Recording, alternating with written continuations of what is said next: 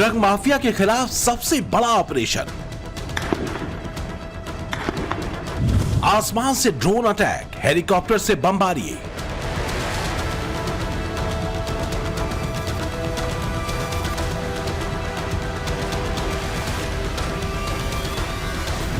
जंग का मैदान बना ब्राजील का रियो डी जेनेरो।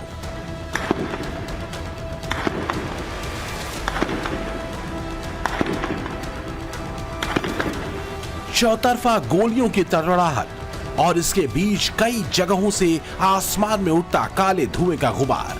बुधवार सुबह ब्राजील के रियो डी जेनेरो शहर की नींद इसी नजारे से खुली। लोगों की हिम्मत नहीं हुई कि घरों से बाहर निकले, क्योंकि शहर में जंग जैसा माहौल था। धमाकों की आवाज से गलियां गूंज रही थी। निशाने पर था रियो डी जेनेरो का वो इलाका जहां ड्रग माफिया का सिक्का चला करता था, जहां उनकी पैरेलल सरकार चलती थी, जिसके खिलाफ आवाज उठाने की हिम्मत रियो डी जेनेरो की जनता में भी नहीं थी। पुलिस भी जहां कार्रवाई से अक्सर बचती थी। रियो डी जेनेरो के उन्हीं इलाकों को ब्राजील पुलिस ने अचानक अपनी छावनी बना दिया। कदम कदम पर आधुनिक हथियारों से लैस पुलिस के जवान एक्शन रोल में थे। ये ब्राजील के सबसे बड़े ड्रग माफिया रेड कमांडो के किले को ध्वस्त करने का बड़ा ऑपरेशन था। तड़के शुरू हुए इस बड़े ऑपरेशन में देखते ही देखते रियो डी जेनेरो की गलियों में ड्रग माफिया के गुर्गों की लाशें गिरने लगी। रियो की सरकार के अनुसार इस ऑपरेशन में करीब 2500 पुलिसकर्मियों के साथ सेना के जवानों को भी शामिल किया गया था। क्योंकि सैन्यकर्मी शामिल थे, मकसद रियो के सबसे बड़े ड्रग तस्करी गिरोह कमांडो वर्मेल्हो के सिंडिकेट को भागने का मौका नहीं देना था। ब्राजील पुलिस ने इसे ऑपरेशन कंटेनमेंट नाम दिया था। जवाबी कार्रवाई ड्रग माफिया गिरोह के गुर्गे पुलिस पर ड्रोन से हमले कर रहे थे। उन्होंने कई जगह सड़कें बंद कर दी और 50 से ज्यादा बसों पर कब्जा कर लिया और रास्ते बंद कर दिए। रियो की गलियों में युद्ध जैसा दृश्य दिख रहा था। खौफ और दहशत का माहौल ऐसा बना कि आसपास के स्कूल और यूनिवर्सिटीज को बंद करना पड़ा।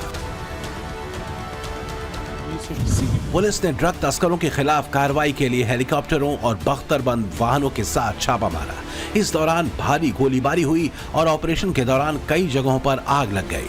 पुलिस ने करीब 81 संदिग्धों को गिरफ्तार किया है, जबकि माफिया के करीब 60 सदस्य मारे गए।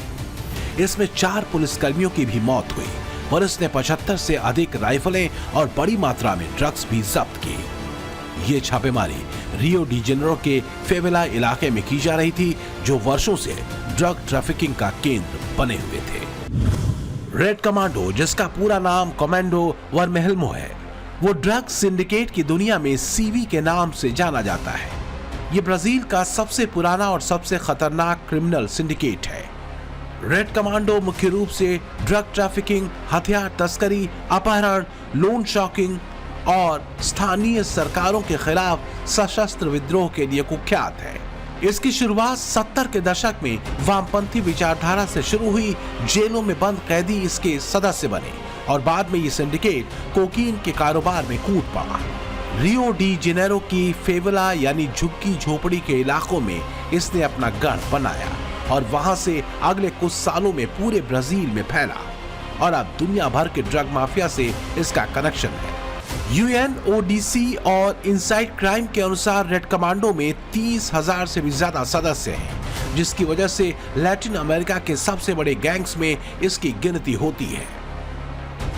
रेड कमांडो के ड्रग सिंडिकेट से जुड़े माफिया कितने शातिर हैं, पकड़े जाने के बाद जेल से फरार होने के लिए ये खून खराबे से लेकर कैमोफ्लेज यानी चकमा देने का खेल भी खूब खेलते हैं और इसकी दिलचस्प गवाही दे रही तस्वीर आपके सामने है।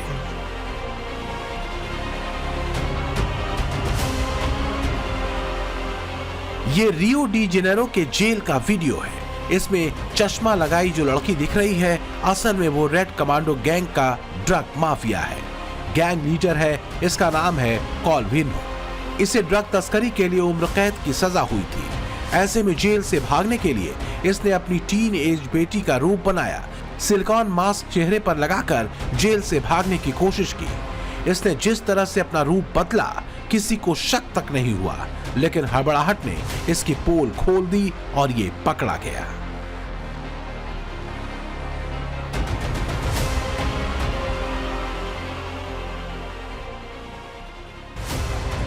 ब्राजील के रियो डी जेनेरो में रेड कमांडो सिंडिकेट के खिलाफ पुलिस का ऑपरेशन इसलिए चलाना पड़ा क्योंकि इस शहर में नवंबर के पहले हफ्ते में संयुक्त राष्ट्र जलवायु सम्मेलन COP30 से जुड़ा बड़ा कार्यक्रम होना है, जिसमें दुनिया भर के देशों से प्रतिनिधि जुटेंगे। इसमें ब्रिटेन के प्रिंस विलियम का अर्थ शॉट प्राइज कार्यक्रम भी होना है। ऐसे में रियो डी जेनेरो में सिक्योरिटी कंट्रोल करने, अपराध पर लगाम कसने और ड्रग्स स्मगलिंग नेटवर्क को तोड़ने के लिए बड़ी कार्रवाई की जरूरत थी। चूंकि रेड कमांडो सिंडिकेट की ताकत को देखते हुए पुलिस के साथ सेना को भी इस ऑपरेशन में शामिल करना पड़ा और जिसकी वजह से रियो शहर को एक दिन के लिए बंद करने की नौबत आ गई। ब्राजील में ड्रग माफिया पर बड़े एक्शन के बीच भारत में भी अंडरवर्ल्ड के ड्रग नेटवर्क पर बड़ी कार्रवाई हुई है। नारकोटिक्स कंट्रोल ब्यूरो यानी एनसीबी ने भारत में अंडरवर्ल्ड डॉन दाऊद इब्राहिम का ड्रग सिंडिकेट चलाने वाले दानिश चिकना को धर दबोचा है। उसे गोवा से गिरफ्तार किया गया। मुंबई के डोंगरी इलाके में जहां दाऊद का 90 के दशक में अड्डा हुआ करता था, दानिश वहीं ड्रग फैक्ट्री चलाता था। 2019 में एनसीबी ने डोंगरी में दाऊद नेटवर्क के ड्रग लैब का भंडाफोड़ किया था। दानिश उस लैब का मैनेजर हुआ करता था। दानिश 1200 किलोमीटर तक भागता रहा, एनसीबी को चकमा देने की कोशिश करता रहा, लेकिन आखिरकार पकड़ा गया। इसी महीने मुंबई क्राइम ब्रांच ने दुबई में दाऊद का ड्रग कार्टेल को संभालने वाले सलीम डोला के करीबी मोहम्मद सलीम सुहेल शेख को गिरफ्तार किया था, जिसमें 256 करोड़ का ड्रग रैकेट का भंडाफोड़ हुआ था। ईडी ने मुंबई के 9 जगहों पर छापेमारी की। ये कार्रवाइयां दाऊद के ग्लोबल ड्रग नेटवर्क, जिसमें हेरोइन, मेफेड्रोन की स्मगलिंग शामिल है, इसके लिए बड़ा झटका है। दाऊद का कनेक्शन ब्राजील के ड्रग सिंडिकेट रेड कमांडो से भी है। 1993 में भारत से भागने के बाद उसने ड्रग्स का कारोबार फैलाया तो ब्राजील के ड्रग कार्टेल में शामिल हो गया। ड्रग्स का धंधा दुनिया का ऐसा धंधा है जहां ड्रग माफियाओं का ड्रग्स का उत्पादन, ट्रांसपोर्ट और डिस्ट्रीब्यूशन पर कंट्रोल रखते हैं। एक दूसरे से हाथ मिलाते हैं ताकि उनका सप्लाई चेन मजबूत बने और पुलिस कार्रवाइयों से बचने में आसानी हो। यही नहीं, ये एक दूसरे के इलाके में दखल नहीं होते हैं। जैसे दाऊद इब्राहिम की डी कंपनी हेरोइन, मेफेड्रोन के ड्रग्स कार्टेल से जुड़ी है। पाकिस्तान से दुबई होते हुए नाइजीरिया तक इसकी ड्रग सप्लाई है। इटली का ड्रग सिंडिकेट एंड्रांगेटा के साथ भी डी कंपनी की साझेदारी है, जबकि ब्राजील का रेड कमांडो सिंडिकेट कोकीन के धंधे से जुड़ा है और अमेरिका से लेकर यूरोप तक उसकी ड्रग सप्लाई है। कोलंबियाई कार्टेल से उसका कनेक्शन है और वो अफ्रीका के रास्ते दुनिया भर में ड्रग्स की स्मगलिंग करवाता है, जबकि अफगानिस्तान का तालिबान सिंडिकेट अफीम और हेरोइन के ड्रग कार्टेल से जुड़ा हुआ है और पूरे एशिया में इसका नेटवर्क है। इसी तरह मेक्सिको का सिनालोआ ड्रग कार्टेल है। ये कोकीन के साथ फेंटेनिल का ड्रग स्मगलिंग करता है। अमेरिकी राष्ट्रपति डोनाल्ड ट्रंप ने इस कार्टेल के खिलाफ बड़ा एक्शन शुरू कर रखा है। एक और हैरान करने वाली तस्वीर देखिए। दुनिया में ड्रग्स कार्टेल कितने पावरफुल हो चुके हैं, ये उसकी गवाही है। ये इसी साल जून की तस्वीर है जब अमेरिकी कोस्ट गार्ड ने समंदर में ड्रग माफिया के एक पनडुब्बी को पकड़ा।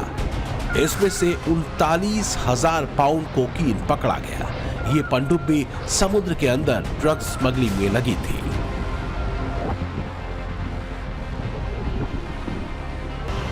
ऐसी पनडुब्बियां अक्सर अलग अलग देशों की नौसेना रखती है, लेकिन ड्रग्स का धंधा इतना बड़ा और इतने मोटे मुनाफे का है कि ड्रग लॉर्ड्स भी पनडुब्बियां खरीद कर अपना धंधा बढ़ा रहे हैं। Bureau report, times now, Navbharat.